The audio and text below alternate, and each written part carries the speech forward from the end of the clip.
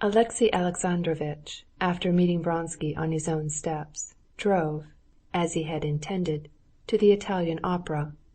He sat through 2 acts there, and saw everyone he wanted to see. On returning home he carefully scrutinized the hat stand, and noticing that there was not a military overcoat there, he went, as usual, to his own room. But, contrary to his usual habit, he did not go to bed. He walked up and down his study till 3 o'clock in the morning.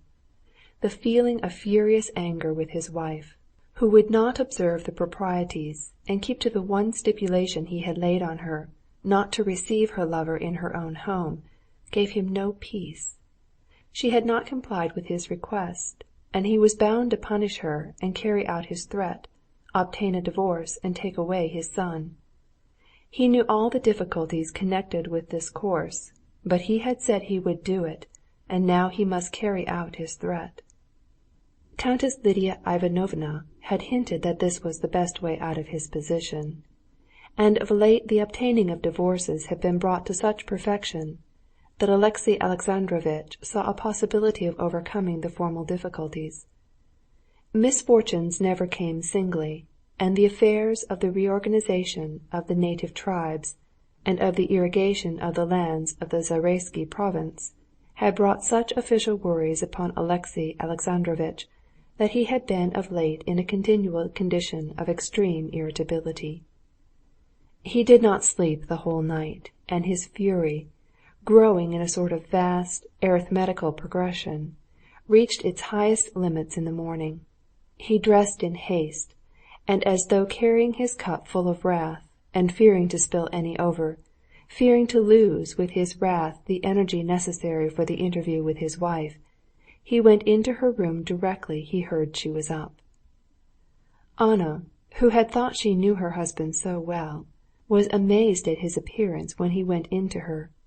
His brow was lowering, and his eyes stared darkly before him, avoiding her eyes.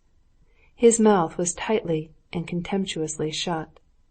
In his walk, in his gestures, in the sound of his voice, there was a determination and firmness such as his wife had never seen in him. He went into her room, and without greeting her, walked straight up to her writing table, and taking her keys, opened a drawer. "What do you want?" she cried. "Your lover's letters," he said. "They're not here," she said, shutting the drawer.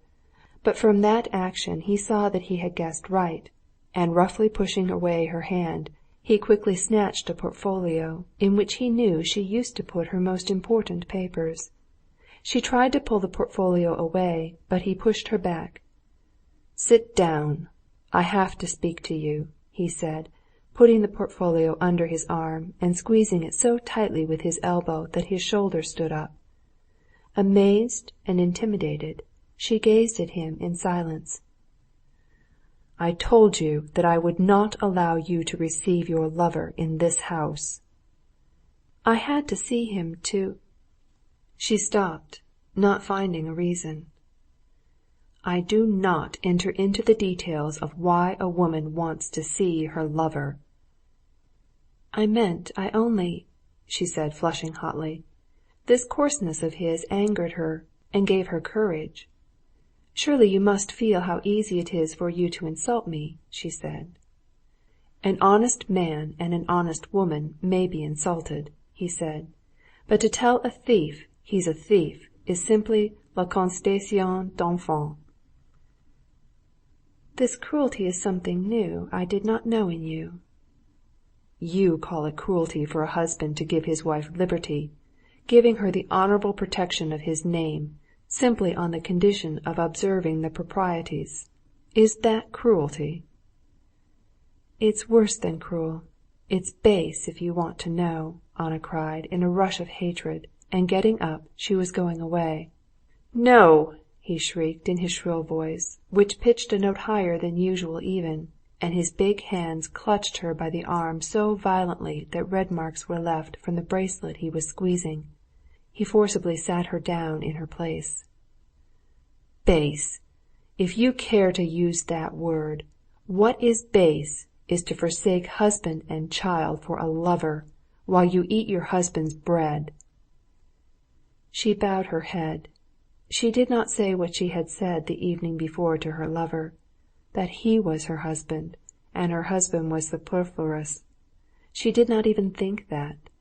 She felt all the justice of his words, and only said softly, "You cannot describe my position as worse than I feel it to be myself.